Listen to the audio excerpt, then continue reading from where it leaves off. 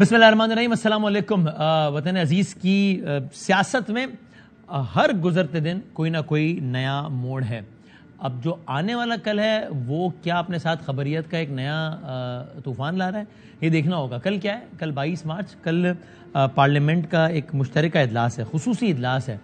اس میں کیا کیا ممکنات ہیں دیکھتے ہیں وہاں پر کیا ہوتا ہے. لیکن گزشتہ کل جو ساری اتحادی جماعتیں تھیں وہ 6 گھنٹے بیٹھی ہیں اطلاعات کے مطابق. اس میں کچھ حصے میں شاید اعلیٰ عسکری قیادت بھی شریک ہوئی ہے ان میں سے کچھ, اور اس میں یہ کہا گیا کہ عمران خان صاحب کی جماعت پاکستان تحریک انصاف ایک متشدد جماعت ہے اور قانون کے تقاضوں کو پورا نہیں کر رہی.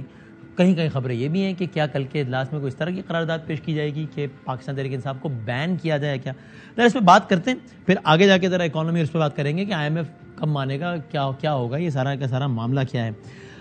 لیکن ہم بات کرتے ہیں عامر ضیاء صاحب, سینئر صحافی تجزیہ کار ہیں, کی تعارف کے بول نیٹ ورک سے ہی وابستہ ہیں, اور ہمارے بول نیٹ ورک کے ساتھ ہی جناب صدیق جان صاحب بھی اس وقت زیر حراست ہیں.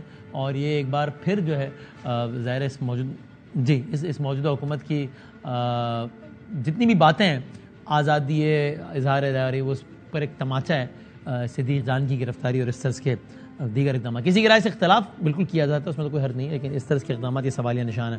ذرا سیاسی تجزیہ معلومات عامر ضیاء صاحب سے, سیاسی نقطہ نظر ہمارے بھائی جناب عثمان ڈار صاحب سے جو سینئر رہنمائی تحریک انصاف کے, قانونی نقطہ نظر وہ بھی بڑا اہم ہے ظاہر ہے, سلمان اکرم راجہ صاحب سے, سینئر آف کورس لائر ہیں, کسی تعارف کے محتاج نہیں, عمران خان صاحب کی بھی نمائندگی کر رہے ہیں ایک پرٹیکولر کیس میں, ٹیریان کے کیس میں. تو آغاز اگر باقی مہمان اجازت دیں تو میں سلمان صاحب سے کروں. السلام علیکم سلمان صاحب. جی السلام علیکم سر. پہلے تو یہ بتائیے گا, ظاہر ہے یہ تو میں پوچھوں گا سیاسی تجزیہ کاروں سے کہ ان کو لگتا ہے کہ کیا بات واقعی تحریک انصاف کو بین کرنے اس طرف جا رہی ہے, حکومت ایسا کچھ کر رہی ہے. نہیں, ایک لمحے کو آپ مجھے بتائیے کہ یعنی اگر ایسی کوئی سوچ ہے اگر, تو اس کو لیگل ٹرم میں اس کو پایہ تکمیل تک پہنچانا. اور اگر ہم تحریک انصاف کے تناظر میں بات کر رہے ہوں, یہ میں جماعت کا نام اس لیے لے رہا ہوں کہ ظاہر ہے اس جماعت کی جو بھی پازیٹیوز ہیں نیگیٹیوز ہیں وہ سارا ہیں, تو اس کو لیگلی اسپیکنگ اس چیز کو عملی طور پر کر جانا, عملی جامہ پہنانا, یہ کتنا ممکن ہے یا نہیں ہے؟ دیکھیے جی, اس کے لیے آئین میں ایک عمل دیا ہوا ہے. ہاں, وفاقی حکومت کو پہلے ایک اعلامیہ جاری کرنا ہوگا جس میں یہ کہنا ہوگا کہ یہ جماعت جو ہے ملکی سالمیت کے خلاف کام کر رہی ہے یا نظریہ پاکستان کے خلاف کام کر رہی ہے. ٹھیک ہے. اور اس اعلامیہ کی بنیاد پر ایک ریفرنس جو ہے وہ سپریم کورٹ کو بھیجنا ہوگا. سپریم کورٹ یہ دیکھے گی, وہ شواہد طلب کرے گی کہ کیا آپ کے پاس ثبوت ہے کہ یہ جماعت ملک کی سالمیت یا نظریہ پاکستان کے خلاف کام کرنے میں مشغول ہے, یا اس کے نصب العین میں یہ بات شامل ہے. اچھا, ہماری تاریخ میں ایک ہی واقعہ ہے کسی پارٹی کو کالعدم قرار دینے کا, اور وہ تھی نیشنل عوامی پارٹی, اس کو 1975 میں کالعدم قرار دیا گیا تھا. جی, بھٹو صاحب کا دور تھا, اور یہ ولی خان صاحب کی اس وقت سربراہی میں پارٹی تھی. یہ حالیہ تاریخ میں جو جب تحریک انصاف کی حکومت تھی اور تحریک لبیک کے حوالے سے یہ بات ہوئی تھی, تو وہ معاملہ کہاں تک پہنچا تھا, وہ کیا ہوا تھا؟ وہ کہیں خاص نہیں پہنچا تھا. ایک بات شروع ہوئی تھی, پھر اس کو چھوڑ دیا گیا تھا, اور وہ جماعت آج بھی موجود ہے. دیکھیے, کسی بھی سیاسی جماعت کو ایک آئینی جمہوریت میں کالعدم قرار دینا میں سمجھتا ہوں سب سے بڑا ایک غیر جمہوری عمل ہے. صحیح. اس کے لیے بہت ہی ٹھوس شواہد ہونے چاہیے. آج دن تک نیشنل عوامی پارٹی کو جو کالعدم قرار دیا گیا اور جو سپریم کورٹ نے قبول کیا, وہ ایک متنازع فیصلہ ہے, ہمارے بہت سے متنازع فیصلوں میں سے. یعنی اگر میں اس کو یوں ریفریش کروں سلمان صاحب, معذرت آپ کو میں نے کٹ کیا, کہ جو آپ کہہ رہے ہیں اس طرح اگر میں یوں ریفریش کروں تو یہ بات ٹھیک ہے کہ حکومت وقت جو ہے وہ اس کو پروپوز یا ریکمینڈ تو کر سکتی ہے کسی سے بین کرنے کی, لیکن اس کا اختیار یہیں تک ہے. اس میں حتمی final word supreme court of Pakistan کا ہی ہے, اور اگر وہ کنونس نہیں ہے تو حکومت وقت کچھ بھی کر لے, وہ جماعت کو بین نہیں کر سکتی. ٹھیک ریفریش کیا میں نے آپ کی بات؟ بالکل ایسا ہی ہے, بالکل ایسا ہی ہے, اور یہ ایک تحفظ ہے جو آئین نے مہیا کی ہے. ورنہ تو ہر ہمارے ملک میں حکومت جو ہے کسی بھی اپوزیشن کی جماعت جس سے وہ خائف ہو, جس سے الیکشن ہارنے کا اس کو خطرہ ہو, اس کو بین کر دے گی. تو ہمارے آئین نے اس چیز کے حوالے سے یہ تحفظ رکھا ہے کہ حکومت یہ نہیں کر سکتی اپنے آپ کی, سپریم کورٹ میں جائے گا معاملہ. اور آپ نے سر کیا کہا, یعنی کہ کیونکہ ابھی مثلا پنجاب میں الیکشن ہے 10 دن بعد فار ایگزامپل, اور 5 دن پہلے گورنمنٹ بین کرتی ہے, اگین ہائپوتھیٹیکل بات ہے ظاہر, تو کیا جب تک سپریم کورٹ فائنل ورڈ نہیں دے تب تک حکومت کا حکم نافذ العمل رہے گا یا نہیں؟ جب تک سپریم کورٹ فائنل ورڈ نہ دے تب تک وہ جماعت نارملی ہی فنکشن کرتی رہے گی؟ نہیں, نارمل فنکشن تو نہیں کرے گی. اس کا حکم حکومت کا اعلامیہ آنے کے بعد اس کی کارروائی تو بطور جماعت رک جائے گی, لیکن سپریم کورٹ نے اس کی توثیق کرنی ہے. تو ظاہر ہے اگر ایسا ہوتا ہے کہ الیکشن کی تاریخ سے چند دن قبل کوئی ایسی بات کر دی جاتی ہے تو اس کا مقصد واضح ہوگا کہ یہ پھر الیکشن سے فرار کی ایک کوشش ہے. لیکن اب تو بظاہر یہ لگ رہا ہے کہ الیکشن کے حوالے سے تمام جو اہم ریاستی ادارے ہیں انہوں نے یہ تہیہ کر لیا ہے کہ نہ ہم نے آئین کو ماننا ہے نہ سپریم کورٹ کے آرڈر کو ماننا ہے, ہم نے نہیں کرنا. اور کل غالباً کوئی مشترکہ اجلاس میں اس حوالے سے قرارداد بھی پاس کی جائے گی, نہ ہم پیسے دیں گے نہ ہم عملہ دیں گے. تو یہ پاکستان کی تاریخ میں میری نظر میں پہلا واقعہ ہے کہ ریاست جو ہے آئین اور سپریم کورٹ کے خلاف ایک مارشل لاء کے علاوہ دور میں اٹھ کھڑی ہوئی ہے. یہ انتہائی سنگین صورتحال ہے. اور سر میرا اگلا سوال یہی تھا کہ فرض کر لیجیے اگر وہی صورت بنتی ہے جو کہ ابھی آپ نے جو نقشہ کھینچا, اور آپ نے بھی ظاہر اس کے لیے کھینچا کہ شنید ہے کہ ایسا کچھ ہو سکتا ہے, تو اگر ایسا ہوتا ہے تو ٹھیک ہے یہ ڈیموکریسی کی ظاہر اسپرٹ کے خلاف ہوگا, مطلب اس میں تو کوئی دو رائے نہیں ہے, اور یہ اقدام کسی طور پہ ایسا نہیں ہوگا. لیکن کیا ایسا کرنا الیکشن کے التوا کا باعث بن سکتا ہے کہ جب پارلیمان کی مشترکہ ایوان میں کہا جائے کہ صاحب الیکشن کے لیے ان اداروں کی اور ان فنڈ کی ضرورت ہے, نہ ادارے اپنی جو ہے وہ سپورٹ دے رہے ہیں افرادی قوت کی اس میں, نہ فائنینشیل سپورٹ دے رہے ہیں, تو ہم نہیں کرا سکتے الیکشن. تو ایسی صورت میں الیکشن کا التوا ممکن ہے کیا؟ قانونی طور پہ تو بالکل ممکن نہیں ہے. مشترکہ اجلاس کے پاس کوئی طاقت نہیں ہے کہ وہ آئین کو معطل کرے, سپریم کورٹ کے حکم کو معطل کرے. الیکشن کمیشن کا فرض ہے کہ وہ حکم جاری کرے کہ اتنے پیسے ہمیں درکار ہیں, یہ عملہ ہمیں درکار ہے, ہمیں دو. آئین یہ طاقت دیتا ہے الیکشن کمیشن کو کہ وہ حکم جاری کر سکتا ہے کسی بھی ادارے کو. تو ابھی تک الیکشن کمیشن نے بھی اس قسم کا حکم جاری نہیں کیا, جس سے الیکشن کمیشن کے کردار کے حوالے سے بھی سوال اٹھتے ہیں. لیکن کل اگر اعلامیہ ہوتا ہے تو اس کا مقصد میری نظر میں سیاسی ہوگا, قانونی کم ہوگا. بالکل صحیح ہے. اور یہ اگر سلمان صاحب اگر کچھ لمحے پلیز اگر میرے ساتھ اور رہیں تو میں ذرا ایک دو رائے شامل کرنے کا پھر آپ سے ایک آدھ اور قانونی سوال پوچھنا چاہ رہا ہوں. لیکن عامر ضیاء صاحب, آپ کا سیاسی تجزیہ کیا کہتا ہے؟ یہ واقعی حکومت اس طرز کے انتہائی اقدام کی طرف بڑھ رہی ہے آپ کے خیال میں, یا آپ کو لگتا ہے یہ انہوں نے ایک ٹیزر دیا ہے لیکن بہرحال اتنی بڑی غلطی یا اتنا بڑا قدم نہیں اٹھائیں گے؟ کامن سینس تو یہ کہتی ہے کہ بالکل اس قسم کا ان کو غلط قدم نہیں اٹھانا چاہیے, لیکن جو ہماری روایت رہی ہے وہ نظر ہی آتا ہے کہ دیکھیں جب وہ کہہ رہے ہیں کہ جی آرمی چیف بیٹھے تھے تو تاثر یہ دیا جا رہا ہے غلط کے صحیح کہ جناب تمام ادارے آن بورڈ ہیں. ہمیں پتہ ہے کہ حکومت کی نیت تو پہلے سے نہیں ہے. اگر اس میں آپ جو ہے مطلب ہے کہ نام لے کے جی فوجی سربراہ کا بھی نام استعمال کرنے پہ تل گئی ہے حکومت, اس کا مطلب ہے کہ جی اب یہ لوگ واقعی الیکشن سے بھاگنے کے لیے پوری طرح تیار ہیں.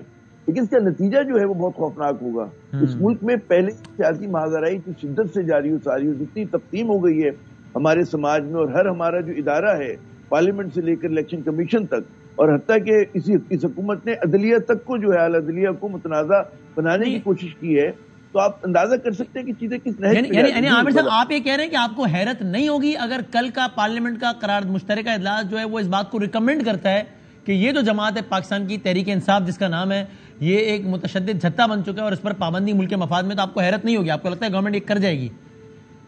دیکھیے قیاس آرائی اگر کی جائے دو چیزیں ہو سکتی ہیں نا. ایک تو یہ کوئی اس طرح کا کریں گے جی الیکشن جو ہوں گے انتخابات جو ہیں وہ اپنے وقت پر ہوں گے, یا جب بھی مطلب ہے کہ پہلے پنجاب اور کے پی کے الیکشن نہیں ہوں گے, اس قسم کی بھی قرارداد آ سکتی ہے. اور یہ میرے خیال میں ایک کہتے ہیں عظیم حماقت ہوگی اگر یہ لوگ جو ہے پاکستان تحریک انصاف کو پاکستان کے لیے خطرہ قرار دیں. دیکھیں نیب کے اوپر بھی جو کیس بنا تھا, اس کا بھی راجہ صاحب نے تذکرہ کیا, اس کی تاریخ ہے.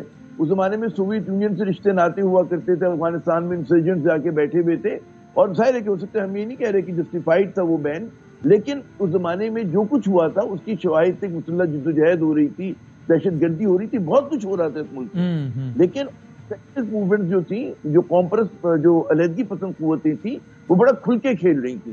اور ظاہر ہے کہ جب سوویت یونین کی بیکنگ تھی اس پورے کام کے اندر تو یہ چیز خطرناک ہو جاتی تھی. آج تحریک انصاف پہ اگر یہ کوئی کہے کہ جی یہ دہشت گرد جماعت ہے, یا یہ علیحدگی پسند جماعت ہے, یا بھارت کے ساتھ مل کے یا روس کے ساتھ مل کے کسی اور ملک کے ساتھ مل کے پاکستان کے خلاف سازش کر رہی ہے، یقین مانیے مدانی صاحب، کوئی جلتے توے پہ بھی بیٹھ کر کہے گا تو پاکستان بہت بڑی طرز سیاست سے آپ لاکھ اختلاف کیجیے کہ نہیں یہ تو بڑی عجیب غیر معقول سے عجیب و غریب سی بات ہوگی. لیکن عثمان ڈار صاحب آپ بتائیں نا، آپ کی اپنی پارٹی کی صفوں میں کیا بحث ہے؟ یعنی یہ تو ٹھیک ہے آپ یہ کہیں گے کہ اگر وہ یہ کریں گے تو غلطی کریں گے، اس کے اثرات ہوں گے، وہ تو ٹھیک ہے، وہ تو ہم بھی یہ کہہ رہے ہیں. لیکن آپ لوگ یہ اینٹیسپیٹ کر رہے ہیں کہ معاملہ اس طرف جا رہا ہے، یا آپ کو لگتا ہے کہ نہیں ایسی بھڑک ماری ایسا ہوگا نہیں؟ دیکھیں جتنی فرسٹریشن یا ڈیسپریشن ہمیں حکومتی صفوں میں نظر آتی ہے وسیم، ان سے تو آپ کچھ بھی ایکسپیکٹ کر سکتے ہیں. دیکھیں ان کا پلان اے کیا تھا؟ ان کا پلان اے یہ تھا کہ عمران خان کو چاہے وہ فارن فنڈنگ میں کریں، توشہ خانہ میں کریں، واٹ ایور کریں، اسے نہل کرنا ہے.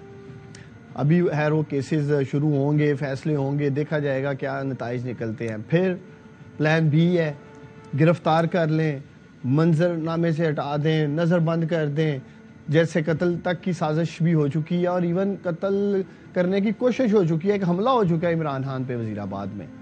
اب یہ پلان سی آ گیا ہے، نہ عمران خان کو نہل کر پا رہے ہیں، نہ عمران خان کو جیل میں ڈال پا رہے ہیں، نہ خدا نہ آستہ عمران خان کا یہ اسیسینیشن کا جو پلان کر رہے ہیں، جو یہ کرنے کی کوشش کرتے ہیں، اللہ تعالیٰ عمران خان کو محفوظ رکھے ہوئے ہیں اور عمران خان نکل جاتے ہیں. اب یہ آ رہے ہیں ان چیزوں کی طرف جو آپ بات کر رہے ہیں کہ جی پاکستان کی سب سے بڑی جماعت جس کی 60% سیٹیں چاروں صوبائی اسمبلیوں میں، نیشنل اسمبلی میں، سینٹ میں موجود ہیں، ایسی جماعت کو ڈس بینڈ کرنے کی کوشش کر رہے ہیں یا کل عدم قرار دینے کی کوشش کر رہی ہیں. اور قصور کیا ہے کہ اس جماعت کے نہتے کارکنوں کے اوپر ربڑ کی گولیاں بسائی جاتی ہیں پاکستانیوں، لاٹھی چارج ہو رہا ہے، واٹر کینن کے اندر زہریلا کیمیکل ڈال کے وہ ان کو مارا جا رہا ہے. اور اس کے علاوہ ایک ایکسپائرڈ شیلنگ آنسو گیس جو لاہور میں، زمان پاک میں ہوئی، اسلام آباد میں ہوئی. اب مجھے بتائیں جب آپ اپنے نہتے پاکستانیوں پہ اس طرح کی ریاستی دہشت گردی کریں گے تو اگر اپنے بچاؤ میں اگر وہ کوئی ڈیفینس لیتے بھی ہیں تو اس کو کیا یہ کہیں گے کہ یہ دہشت گرد جماعت ہے؟ آپ ویژولز تو دیکھیں. لیکن ایک بات بتا دیں عثمان صاحب، یعنی یہ تو دیکھیں ہم سب کہہ رہے ہیں کہ برے کہ جناب یہ قلعدم کرنے والی بات تو یعنی قابل مذمت نہیں، مزے کا خیز بھی اور سارا کچھ ہے. یہ بتائیں یہ جو اگر وہ یہ کہتے ہیں کہ بھائی اگر یہ اگر ایک ریت پڑ جائے کہ کسی سیاسی جماعت کے خلاف، کے سربراہ کے خلاف عدالتی آرڈر آئے، مان لیجئے کہ وہ انجینئرڈ ہے، مان لیجئے، اب جماعت کے کارکنان یا جماعت کے لیڈر خود طے کر لے کہ صاحب یہ تو غیر قانونی ہے، تو اب میں بیٹھا ہوں، اب کوئی گرفتار کر کے لے جا سکتا ہے تو لے جائے، اور سامنے پھر کارکن کھڑے ہو جائیں، شیلڈ بن جائیں. تو اگر یہ ریت پڑ جائے گی تو پھر کدھر جائے گا معاشرہ؟ پھر کیا؟ پھر تو اگر سب نے اگر یہ کرنا شروع کر دیا تو کیا کریں گے پھر؟ دیکھیں وسیم، میں چلے دوسری بات کر لے. تو آپ نے یہ بات کی ہے ریت پڑ جائے، میں یہ کہتا ہوں کہ یہ ریت پڑ گئی ہے کہ ایک سیاسی جماعت جو کہ پاکستان کی سب سے بڑی سیاسی جماعت اور اس کے لیڈر کے اوپر جعلی مقدمات کی سینچری ہو گئی ہے، فیک کیسز کی سینچری ہو گئی ہے میرے بھائی، نان کریکٹنگ سینچری ہو گئی ہے. اس کے بعد یہ ریت پڑ گئی ہے کہ پاکستان کے ایکس پرائم منسٹر، پاکستان کی سب سے بڑی سیاسی جماعت کے سربراہ کے گھر کا گیٹ توڑ کر، اور اس کی سابق خاتون اول اہلیہ گھر میں اکیلی ہیں، 4-5 ملازم ہیں، گھر میں کورٹ آرڈر ہے کہ آپ صرف 2 آفیسرز لے کے جا سکتے ہیں، ایک فیمیل ایک میل، 2 نہیں 200 سے زیادہ آفیسرز لے کے دھاوا بول دیتے ہیں، توڑ پھوڑ کر دیتے ہیں، دیواریں مسمار کر دیتے ہیں اور سب کو اٹھا کے لے جاتے ہیں. ایسی ریاستی دہشت گردی کی جو ریت پڑی ہے اس پہ بھی بات ہوگی پھر. اور دوسرا میں گواہ ہوں، میں نے خود دیکھا کہ عمران خان صاحب گرفتاری دینے کے لیے بھی تیار تھے، میرا لیڈر گرفتاری دینے کے لیے تیار تھا، میں گواہ ہوں. لیکن ورکر آگے میرے جیسے ورکر اور ہزاروں ورکر وہ نہیں چاہتے کہ ہم اپنے لیڈر کو ان قاتلوں کے حوالے کریں. اب عمران خان 3 شخصیات کا نام لے چکے ہیں کہ انہوں نے حملہ کیا ہے، کون ان کی جان لینا چاہتے ہیں، اب آپ مجھے بتائیں انہی کے حوالے کر دیں. اچھا پوائنٹ ٹیکن، ٹھیک ہے عمران خان خود انکشافات کر اچھا چکے ہیں. پھر پوائنٹ سلمان کھڑے ہو جاتے ہیں، یہ ورکرز کے جذبات ہیں عمران خان کے لیے. سلمان صاحب اب آپ اس پہ کہیے گا، جذبات ہیں عمران خان کے لیے. اب ظاہر ہے عثمان ڈار صاحب، سلمان صاحب ایک پولیٹیکل ورکر ہیں اور وہ ان کی اپنی ایک جذباتی وابستگی ظاہر ہے، سارا کچھ ہے. میں آپ سے یہی سوال لیگل لینس سے پوچھوں کہ بھائی جب چونکہ وہ جو سارا مقدمہ بنا رہے ہیں، اگین یہ تو خیر ہم سبھی کہہ رہے ہیں کہ کسی بھی بات کو بنیاد بنا کے کسی جماعت پہ پابندی لگانا، وہ بھی اس طرح کی بات کو، یہ تو ایک مزے کا خیز بات ہے، تو وہ تو گوز وداؤٹ سیئنگ. لیکن وہ جو ایک مقدمہ بناتے ہیں اس میں ایک نقطہ یہ بھی کہتے ہیں نا کہ صاحب اگر یہ ریت پڑ گئی کہ بھائی کل کو زرداری صاحب بیٹھ جائیں نوڈیروں میں جا کے اور کہیں کہ میرا کارکن مجھے نہیں گرفتار ہونے دیتا, تو پھر یہ کس طرف جائے گا معاملہ. تو آپ لیگل لینس سے بتائیں کہ یہ کتنی ایک کیا ناخوشگوار یا ناپسندیدہ صورتحال ہے یہ والی؟ بالکل ہے, اور ایسی ریت ہرگز نہیں پڑنی چاہیے. دیکھیے یہ ظاہر ایک مشکل صورتحال ہے.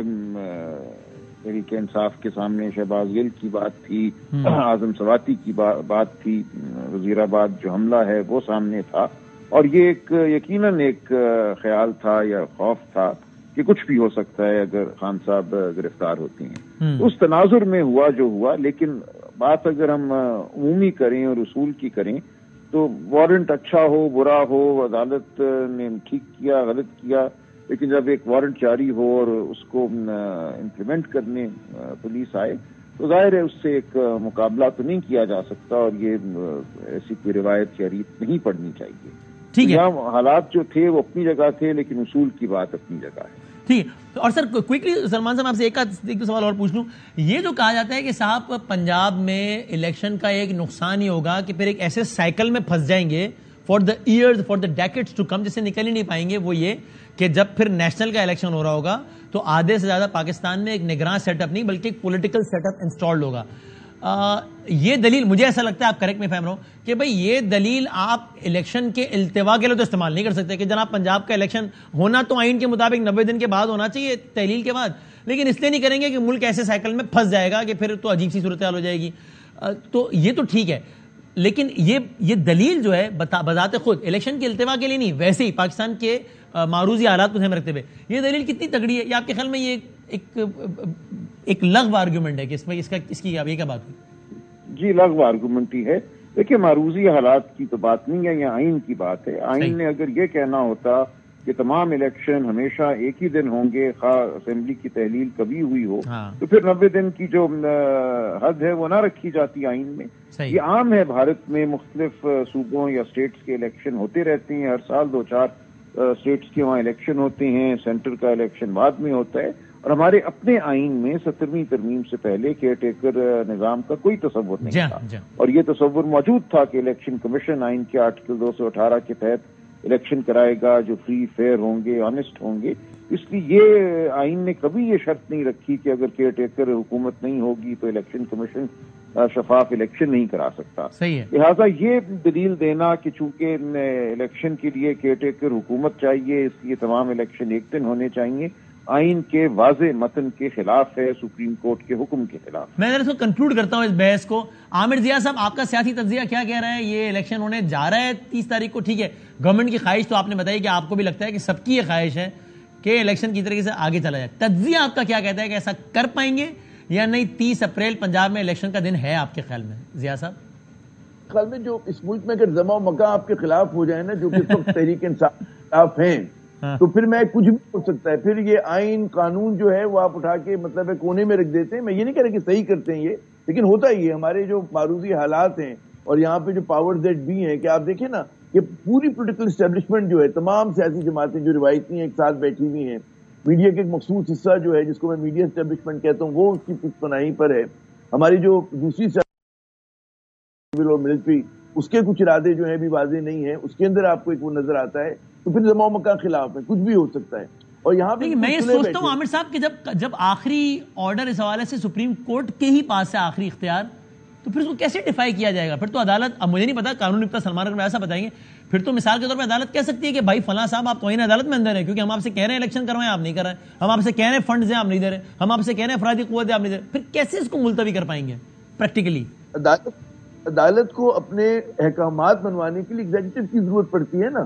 اب ایگزیکٹو بات نہیں مانتا. ابھی ہم نے دیکھا ہے نا کہ کئی چیزوں میں مطلب ہوا اسلام آباد کے, کیا ہوا لوکل الیکشنز کا, وہ جو سندھ میں الیکشن ہونے تھے لوکل باڈیز کے, عدالتوں نے کتنا کہا اور کتنا پیر گھسیٹا. بڑے مزے سے مینیپولیٹ کر سکتی ہیں ہماری جو اتھارٹیز ہوتی ہیں.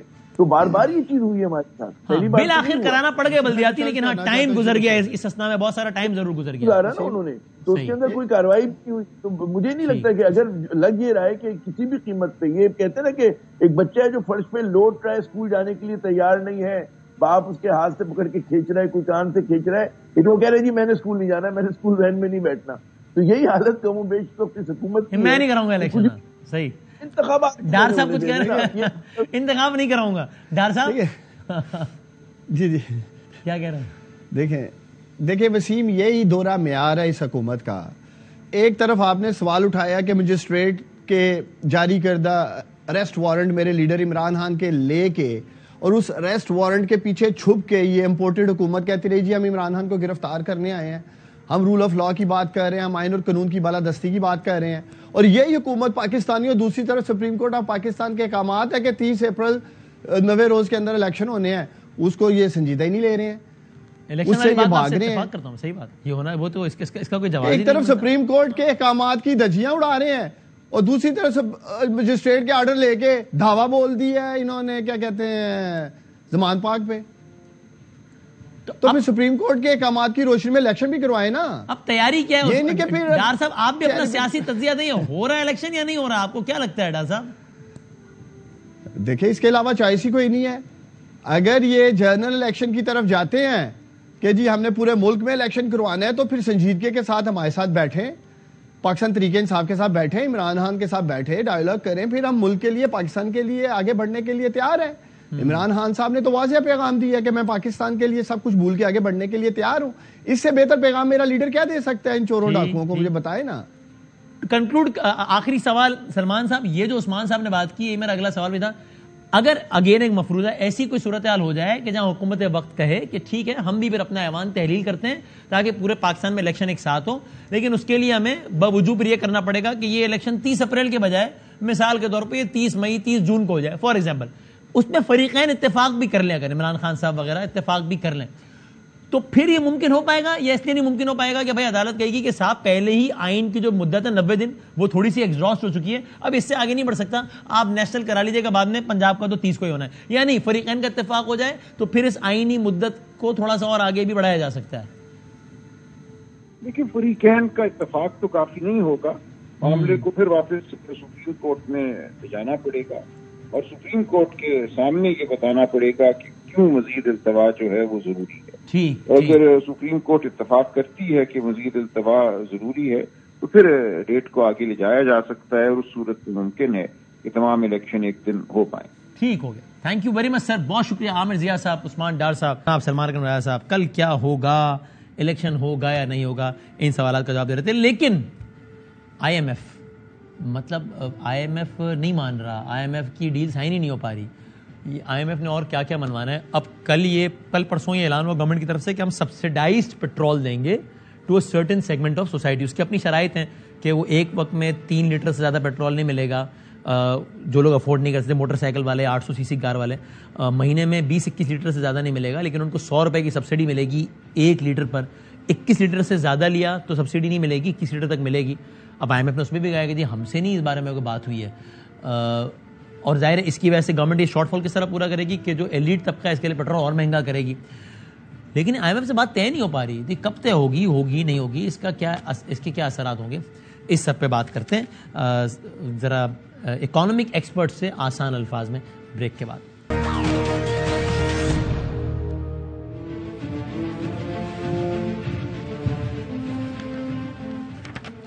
خوش آمدید کہتے ہیں آپ کو ایک بار پھر. 2 ماہرین معاشیات ہمارے ساتھ ہیں، جناب مزمل اسلم صاحب اور جناب شبر زیدی صاحب، تاکہ ہم ان سے جانیں کہ یہ سارے کا سارا معاملہ یہ کس طرف جا رہا ہے آئی ایم ایف کا، جس کی میں نے پوری تمہید باندھی تھی، ابھی میں اس کو دہراتا نہیں ہوں. شبر زیدی صاحب پہلے ذرا اسپیسیفک سوال یہ کہ یعنی اب یہ کہنا ٹھیک ہے نہیں؟ مجھے یاد ہے ہم نے آپ سے کوئی 1.5 مہینے پہلے تقریباً پوچھا تھا، آپ دونوں ہی تھے تب آئی ایم ایف کا وقت، بس جب ہم بات کر رہے تھے ان لمحات میں اڑان بھر رہا تھا، پاکستان سے واپس جا رہا تھا، اور یہ سوال اور لگ رہا، اب باتیں یہ تھیں کہ ابھی 12 بجے اسحاق ڈار صاحب پریس کانفرنس کریں گے، اور سوال یہ تھا کہ بھائی کیا کہیں گے، کہ معاہدہ ہو گیا یا ابھی کہیں گے کہ ہونا ہے. وہ معاہدہ ابھی تک نہیں ہوا ہے، ابھی بھی ہم معاہدے سے دور کھڑے ہیں یا اب ہو گئی ساری چیزیں؟ پہلے تو یہ بتائیں شبر زیدی صاحب. دیکھیں میری بات وسیم بزاری صاحب، اگر آپ میری باتوں کو فالو کرتے رہے ہیں جی سر، تو آپ یہ یاد رکھیں کہ میں نے کبھی اس پہ پوزیشن کو چینج نہیں کیا ہے. جی ایسا ہی ہے، آپ اس وقت بھی یہ کہہ رہے تھے کہ میں نے اس وقت بھی کہا تھا کہ یہ معاہدہ نہیں ہوا ہے، اور ایک بنیادی شرط جو ہے وہ ہمیں سامنے رکھنی چاہیے. وہ پوزیشن یہ ہے کہ پاکستان اپنے بیرونی قرضے کو ری-پروفائل کرنا ضروری ہے پاکستان کو, یا ریسٹرکچر کرنا ضروری ہے. پاکستان کے پاس وہ حالات نہیں ہیں کہ وہ اپنے بیرونی قرضوں کو ادا کر سکے, اور ان قرضوں میں بنیادی قرضے جو ہماری انسٹالمنٹ آ رہی ہے وہ چائنا کی ہے. تو میرا اس وقت بھی یہ پوائنٹ آف ویو تھا کہ وہ یہ چاہتے ہیں کہ ہمیں چائنا کے ساتھ ایک ری شیڈولنگ کا یا ری پروفائلنگ کا ایک شیڈول مل جائے کہ وہ پھر اس کے حساب سے آگے چل سکیں. پہلے گورنمنٹ نے یہ ان کو ایشورنس دی تھی کہ وہ بات ہو جائے گی, مگر ہمیں اس وقت بھی بات پتا تھا کہ یہ نہیں ہوئی ہے, اور وہ چیز رکی ہوئی ہے, اور وہ چیز آج بھی وہاں کھڑی ہے جہاں وہاں پہلے کھڑی تھی. تو اگر کوئی آدمی یہ سمجھتا ہے کہ یہ مسئلہ حل ہو گیا تو وہ پاکستان کے ساتھ صحیح بات نہیں کر رہا ہے. اچھا, تو یعنی کیا اس کو میں یوں سمرائز کروں کہ آپ کہہ رہے ہیں کہ جب تک چائنا نے جو ہمیں دینا ہے اس پر بات طے نہیں ہوتی اور چائنا راضی نہیں ہوتا؟ نہیں, دینا نہیں سر, دینا نہیں. ایک منٹ وسیم, دینا نہیں, لینا ہے. چائنا کو ہم نے پے کرنا ہے, اگلے 2-3 سالوں میں کچھ اماؤنٹ پے کرنی ہے, اور وہ میجر پیمنٹس ہیں جو پاکستان کو کرنی ہے آگے جا کے. تو یہ ابھی آنے والے پیسے ہیں, یہ تو ایک صرف ٹیمپریری ارینجمنٹ ہے. مسئلہ جو ہے وہ آگے دینے والے پیسوں کا ہے, اور جب تک اس حوالے سے حتمی بات نہیں ہوتی تب تک آئی ایم ایف کی بات آگے نہیں بڑھے گی. جی, آئی ایم ایف کی بات آگے بڑھے گی. جی, میرا یہ ویو ہے, اور اس میں کوئی رکاوٹ نہیں ہے. پاکستان کو ایگری کرنا پڑے گا, اور پاکستان کے جو, اور اگر ابھی ہم ایگری نہیں کر رہے تو کیوں ایگری نہیں کر رہے؟ کیونکہ ہمارا فائنینشیل مسئلہ نہیں ہے ابھی اتنا, اس لیے ایگری نہیں کر رہے. نہیں, ہمارا مسئلہ نہیں ہے. نہیں, ہم وہ بات کہنا نہیں چاہتے پبلکلی کہ ہم ری پروفائلنگ میں جا رہے ہیں یا ہم ری اسٹرکچرنگ میں جا رہے ہیں.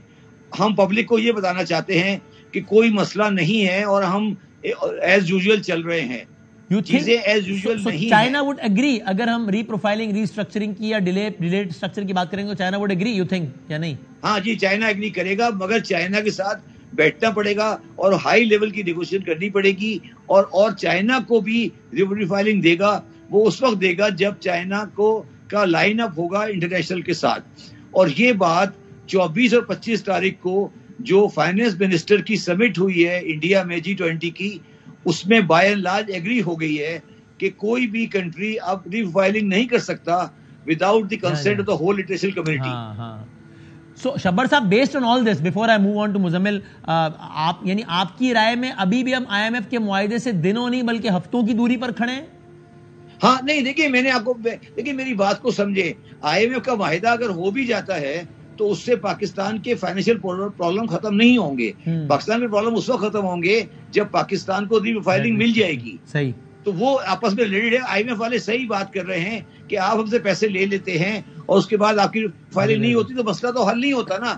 وہ بات بالکل ٹھیک کہہ رہے ہیں. آپ کہہ رہے ہیں آئی ایم ایف سے قرضہ ملنے سے زیادہ ہمارا جو ڈیٹ ریسٹرکچرنگ جتنا ہم نے قرضہ واپس کرنا ہے وہ زیادہ بڑا مسئلہ ہے, اس پر کوئی ڈیولپمنٹ. ٹھیک ہے, رائٹ. اچھا مزمل صاحب, اگر آپ اس میں کچھ ایڈ کرنا چاہیں ضرور کیجیے, لیکن میرا سوال آپ سے اس متعلق ہے کہ گورنمنٹ کا جو ریسنٹ جو اقدام ہے جس کا انہوں نے بھی اناؤنس کیا ہے کہ بھائی ہم 100 لیٹر پیٹرول پہ سبسڈیز کے اپنے پورے انہوں نے میکینکس بتائے کہ جناب وہ اگلے کچھ ہفتوں میں نافذ العمل ہو جائے گا کہ سبسڈائز پیٹرول ملے گا to certain segment of the society, اور ایلیٹ جو ہے وہ اور مہنگا پیٹرول دے گا.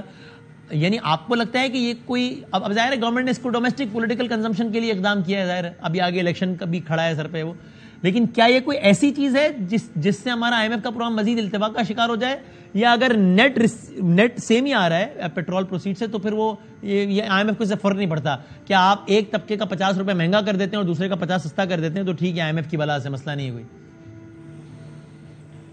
نہیں, میرا اپنا خیال یہ ہے کہ سب سے پہلے تو یہ ایک ڈیسیشن ہے کہ اگر آپ کہتے ہیں کہ یہ ریونیو نیوٹرل ہے اور جو ایکسپینڈیچر نیوٹرل بھی ہے, یعنی کہ ایکسپینڈیچر نیوٹرل اس طرح کہ حکومت کے خزانے سے 1 روپیہ بھی خرچ نہیں ہو رہا, وسیم بدامی کی جیب سے پیسے نکال کے مزمل کی جیب میں ڈال رہا ہوں میں, تو لیکن حکومت نے وسیم کی بدامی کی جیب سے پیسے نکالے اور مزمل کی جیب میں ڈالے ہیں اور حکومت کو فرق نہیں پڑ رہا, تو یہ اگر یہ آئی ایم ایف کو اس پہ کنونس کر لیتے ہیں تو نتھنگ لائک اٹ. لیکن آئی ایم ایف کو یہ کنونس کر نہیں سکیں گے. اس کی وجہ یہ ہے کہ یہ بہت تجربے کار لوگ ہیں, اور سب سے پہلے تو ان کو ایک کیلکولیشن یہ کرنی ہے کہ اس ملک میں موٹر سائیکلز کتنے. ایک ہم نے سنا ہے رف ایسٹیمیٹ کہ تقریباً 2.5 کروڑ موٹر سائیکل اس ملک میں. اچھا, اب انہوں نے یہ بولا ہے کہ یہ کراس سبسیڈائز کر رہے ہیں, یعنی کہ امیر سے لے کے غریب کو دے رہے ہیں. پاکستان کے جو 45% غریب ہے اس کے پاس موٹر بائک تو چھوڑے گھر کی چھت بھی نہیں ہے، ٹھیک ہے نا. تو پہلی بات تو یہ کہ پاکستان میں موٹر بائک اون کرنے والا جو سطح غربت سے نیچے والے ہیں وہ لوگ نہیں ہیں، ٹھیک ہے. اس وقت تو سطح غربت سے نیچے لکیر کے نیچے والے لوگوں کی بات ہو رہی ہے. پھر 2.5 کروڑ جو موٹر بائک ہے اس میں کتنے موٹر بائک تو کاروباری استعمال میں آ رہے ہیں نا، کمرشل یوز میں. یہ بائک یا کیش ڈیلیوری وہ جو آتے کیش آن ڈیلیوری، ٹھیک ہے. بینکوں نے اپنے ملازموں کو رائڈرز لگائے ہوئے ہیں، ہمارے دفتروں میں بھی ہیں. اور بہت سارے جوڑیا بازار، اکبری منڈی، وہاں پہ جو دکاندار ہیں انہوں نے اپنے جو لوگ بٹھائے ہوئے ہیں وہ ان کو بائکیں دی ہوئی ہیں. تو اس کا میکینزم کیسے بنے گا؟ آپ کہہ رہے ہیں اس کا میکینزم بنانا کوئی آسان کام نہیں ہے، یا ہفتوں کا معاملہ نہیں ہے کہ میکینزم بن جائے گا اور 4 ہفتوں بعد یہ کام شروع ہو جائے گا. نہیں اتنا آسانی ہے. وہ بھی اور اس کے علاوہ وہ اگر میرے دفتر میں 10 بائکیں میں نے دی ہوئی ہیں اس کا پیٹرول میں دیتا ہوں تو آپ نے تو امیر آدمی کو سبسیڈائز کر دیا، اس کے کاروبار کو سبسیڈائز کر دیا پکڑ کے. تو یہ طریقہ صحیح نہیں ہے. IMF کہتا ہے مزمل صاحب do you agree with the basic idea? یا ظاہر اگر آپ اتنی بڑی ایکٹیویٹی کریں گے تو اس میں شروع میں کچھ شارٹ کمنگز تو آئیں گی، پھر آہستہ آہستہ سسٹم بہتر ہوگا. آپ بیسک آئیڈیا سے ایگری کرتے ہیں؟ آپ کے خیال میں یہ نان سٹارٹر ہے، یہ آئیڈیا ہی ٹھیک نہیں ہے؟ نہیں نان سٹارٹر ہے. اور یہ اس کی جو میں نے حساب لگایا ہے 438 ارب روپے، یعنی کہ یہ کہہ رہے ہیں کہ 438 ارب روپے گاڑی والوں سے لے کر ہم موٹر بائک والوں کو شفٹ کر دیں گے. اب بھائی گاڑی والے میں بھی ہوں نا، آپ بھی ہیں، ہم دونوں انکم ٹیکس بھی دیتے ہیں، اپنا جو پیٹرول لیتے ہیں اس پہ بھی دیتے ہیں. اب ایک نئی بلا بھی ہم پہ ڈال دو، کل کو آپ کہو گے ان کو راشن بھی آپ ڈال کے دو ساروں کو. لیکن مزمل بھائی پھر ہم ہی تو بجٹ ٹرانسمیشنز میں اور ان دنوں میں ڈائریکٹ اور انڈائریکٹ ٹیکسیشن کی بحث میں کہہ رہے ہوتے ہیں کہ یار آپ نے دیکھو آپ نے پیٹرول 50 روپے کا مہنگا کر دیا، جو 70 لاکھ کما رہا ہے مہینے کے اس کے لیے 50 روپے مہنگا ہو گیا، 22,000 والے کے 50 مہنگا ہو گیا. یہ کیسی پالیسی ہے آپ کی یار؟ یہ تو آپ نے بس ایک بلینکٹ مار دیا سب کو، اس کا کوئی میکینزم بناؤ. یہی تو کہہ رہے ہوتے ہیں پھر ہم لوگ. بات یہ دیکھیں، میری بات سنیں. آپ سوزوکی میران چلا رہے ہیں، شبر صاحب مرسیڈیز چلا رہے ہیں. تو جو شبر صاحب مرسیڈیز چلا رہے ہیں اس پہ وہ 400% ٹیکس دے رہے ہیں گاڑی پہ. آپ سوزوکی میران جب گاڑی خرید رہے ہیں آپ 40% ٹیکس دے رہے ہیں. پہلے تو امیر آدمی سے گاڑی خریدنے میں اس کی لگژری پہ ٹیکس لگا دیا نا. پھر جو وہ پیٹرول ہے آپ کی میران اور اس کی گاڑی میں پیٹرول میں بھی زمین آسمان کا فرق ہے، اور وہ پھر ٹیکس الگ دے رہے ہیں. طریقہ کار غلط ہے. پوری دنیا میں چلے ایک پاکستانی عقل مند آ گیا، پوری دنیا میں کہیں یہ اسکیم تو دکھائیں، کوئی پریسیڈنٹ تو دکھائیں کہ یہاں پہ ہے، یہ بڑا کامیاب رہا ہے. یہ الیکشن کے دنوں میں یاد آ جاتا ہے. پچھلی دفعہ ان کو یاد آ گیا تھا جولائی میں جب الیکشن تھے 200 یونٹ فری کر دو بجلی کے پنجاب میں. اس وقت 200 یونٹ فری کر دیے. اب یہ ایک نیا سوشل چھوڑ. یہ ذرا مجھے اس میں شبر صاحب کا بھی ذرا پوائنٹ آف ویو لینے دیں. شبر صاحب آپ کے خیال میں economically it make sense to you کہ جناب تھوڑا سا ریلیف ملے گا to a segment of society? دیکھیں کانسیپچلی تو بات ٹھیک ہے کہ ہمیں ایک پرٹیکولر لوور کلاس کو سبسیڈائز کرنا چاہیے، صحیح ہے. مگر جس طرح مزمل کہہ رہا ہے یہ پریکٹیکلی آپریٹ نہیں ہو سکے گا. اور جو آخری بات اس میں ہے وہ یہ ہے کہ آج IMF والوں نے آلریڈی یہ بات کر دی ہے کہ وہ کہہ رہے ہیں کہ ہم سے ابھی اس بارے میں بات ہی نہیں ہوئی ہے. تو ابھی تو یہ مجھے ایک ایسا نو گو کے ایریا لگ رہا ہے کہ شاید اس کی امپلیمنٹیشن میں پرابلم آئے اور یہ شاید اس طرح امپلیمنٹ نہیں ہو سکے جس طرح یہ سمجھ رہے ہیں. ہاں اچھا. اور یہی حکومت ایٹ دا سیم ٹائم یہ بھی کہتی ہے کہ جب عمران خان صاحب نے پیٹرول کو فریز کر دیا تھا تو IMF اس پہ ناراض ہو گیا تھا، اور ایسا ہوا بھی تھا. ایم آئی رائٹ شبر صاحب؟ تو IMF نے آج پبلکلی کہہ دیا ہے نا کہ ہم سے بات نہیں ہوئی. اسٹیٹمنٹ آ گیا ان کا پیرس کا. ہاں ان کی اسٹیٹمنٹ آ گئی ہے آلریڈی. لیکن مزمل صاحب اس پہ یہ کہتے ہیں کہ اگر آپ کا نیٹ ریسیو جو ریونیو ہے وہ نیوٹرل ہے، وہ سیم ہے. اگر 100 روپے آ رہے ہیں آپ کی پیٹرول کی کمائی سے، صرف آپ یہ کر رہے ہیں کہ وہ 100 روپیہ امیر سے نہیں. مگر وسیم یہ ہمیں ثابت کرنا پڑے گا نا، ان کو دکھانا پڑے گا بنا کے. We can't say. دیکھیں ہمارا مسئلہ ہی اس وقت یہ ہو گیا ہے کہ ان کو ہمارے اوپر ٹرسٹ نہیں ہے. تو وہ ہم سے پوچھیں گے بھائی آپ کیا پیمنٹ کیا ہوگا اور آپ کا ریسیٹ کیا ہوگا، تو وہ ہم شاید نہیں دے سکیں. تو پھر ہمارا ایک نیا ٹرسٹ ڈیفیسٹ شروع ہو جائے گا. تو میں مزمل کی بات سے ایگری کرتا ہوں کہ ہمیں کسی ایسی چیز میں نہیں جانا چاہیے جہاں ہمارا ٹرسٹ IMF کے ساتھ مزید خراب ہوتا جائے. ٹھیک ہے. اچھا مزمل صاحب آپ اس پہ ایک شارٹ کامنٹ کریں. جو شبر صاحب کہہ رہے ہیں کہ بھائی IMF سے پیسے لینا اپنی جگہ اہم ہے، ایک مسئلہ ہے جو اس سے بھی زیادہ اہم ہے، وہ یہ کہ بھائی جان آپ نے جو قرضہ واپس کرنا ہے اس کو آپ ری اسٹرکچر کرائیں. آپ کی سکت نہیں ہے اور یہ نہیں ہو پائے گا، اس کو پورا آپ کو ری نیگوشیٹ کرنا پڑے گا. ایک تو یہ کہ آپ کا بھی کیا یہی خیال ہے، اور دوسرا ہے کہ یہ سننے میں تو اچھا لگ رہا ہے لیکن یہ ممکن ہے. خود شبر صاحب نے حوالہ بھی دیا اس کانفرنس کا بھی کہ جہاں پر سر عام کہہ دیا گیا جس سے کا خلاصہ تھا کہ اتنا آسان نہیں ہے کہ جناب ہمارے ایسے ترقی یافتہ ترقی پذیر ممالک قرضہ ریسٹرکچر کرا لیں. تو یہ واقعی یہ بہت اہم ہے, سب سے اہم ہے کیا واقعی, اور یہ پریکٹیکل ہے یا نہیں, ہم کر پائیں گے یا نہیں؟ شبر صاحب نے آپ کو جو ہے نا ایک عام زبان میں بات بتا دی. آئی ایم ایف کی زبان میں سے کہتے ہیں debt sustainability analysis, D S A, یعنی کہ آپ اپنا قرضہ واپس ادا کرنے کے قابل ہیں کہ نہیں ہیں. نومبر 2022 میں جب آئی ایم ایف نے یہ ماڈل رن کیا تھا تو اس وقت ان کو تھا چانس کہ ہم کر سکتے ہیں. صحیح ہے. لیکن اب جو حالات ہو گئے ہیں اس پہ جو ہے آئی ایم ایف کو اس پہ بہت شک و شبہات آ چکے ہیں. ایک تو وجہ یہ ہے کہ یہاں سے لے کے جون تک آپ کو 6 سے 7 ارب ڈالر چاہیے, اور اس کے بعد جولائی سے اگلے ایک سال میں 25 ارب ڈالر چاہیے. ادھر ہم 1 ارب 2 ارب ڈالر کی باتیں کر رہے ہیں, اور اگلے مطلب یہ ملا کے 15 مہینے میں 30 ارب ڈالر چاہیے. صحیح. تو یہ کہاں سے ملیں گے, کون دے گا یہ 30 ارب ڈالر, اس کی کوئی سمجھ نہیں آ رہی. یعنی مزمل صاحب اگر آپ کی بھی آپ بتا رہے ہیں عمران خان صاحب کی حکومت کے جو اکانومی کے حوالے سے جو مغز ہیں اس ٹیم کا حصہ تھے اور ہیں, آپ کو لگتا ہے کہ اگر آپ کی بھی حکومت آتی ہے تو آپ کے پاس کوئی اور چارہ نہیں ہے سوائے اس کے کہ آپ بیٹھیں ان ممالک کے ساتھ, آئی ایم ایف کے ساتھ, کہ بھائی یہ جو قرضہ دینا ہے اس کو ریسٹرکچر کریں. یہ تو پریکٹیکلی نہیں ہے, نہیں دے سکتے ہم. یہ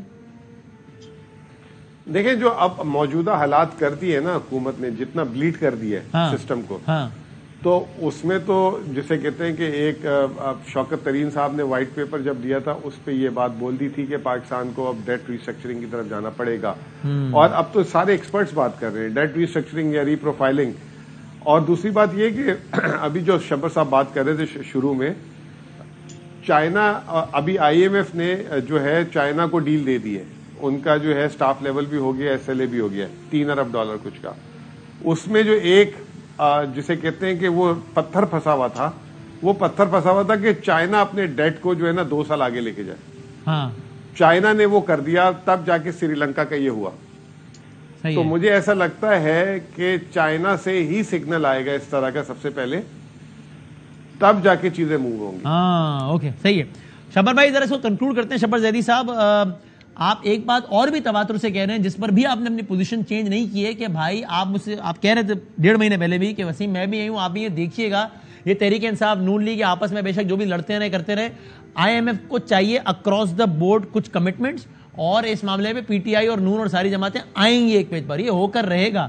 آج کی تاریخ میں ایسا ہوا نہیں ہے, لیکن آپ کو یقین ہے کہ یہ ہونے جا رہا ہے. شبر زیدی صاحب بالکل اس طرح سے پہلے تک کہہ رہے تھے. ابھی جب میں ٹی وی دیکھ کے آ رہا ہوں, میں نے ابھی ہیڈنگ دیکھی ہے کہ عمران خان صاحب اے پی سی کے لیے ایگری کر گئے. جی ہاں.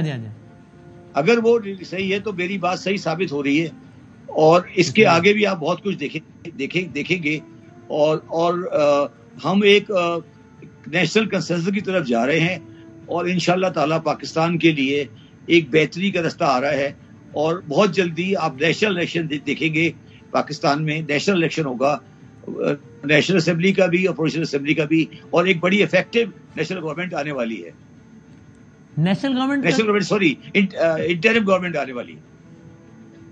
انٹرم گورنمنٹ آنے والی ہے یعنی وفاق میں جو الیکشن کرائے گی, وفاق میں. اچھا. اور پنجاب اور وفاق کا الیکشن آپ کے خیال میں 7 ہونے جا رہا ہے؟ میرا ویو ہے کہ 7 ہوں گے, اور ہو جائیں گے مستقبل قریب میں ہی, مطلب 1 مہینے بعد نہیں تو 3 مہینے کے اندر. دیکھیں میرا مقصد, دیکھیں میری بات سمجھے, اگر پاکستان کی معیشت کو بچانا ہے اور پاکستان کے سسٹم کو بچانا ہے تو یہ کنفرنٹیشن چل نہیں سکتی. اور جو پاکستان کے اندر پاکستان کے دوست ہیں اور جو پاکستان کے باہر دوست ہیں, وہ اس بات پہ بالکل کلیئر ہیں کہ اب اس کے ساتھ چل نہیں سکتا, تو وہ ضرور انٹرونشن کریں گے, اور وہ انٹرونشن آپ کو نظر آئے گی, اور یہی پاکستان کے لیے بہتر ہے.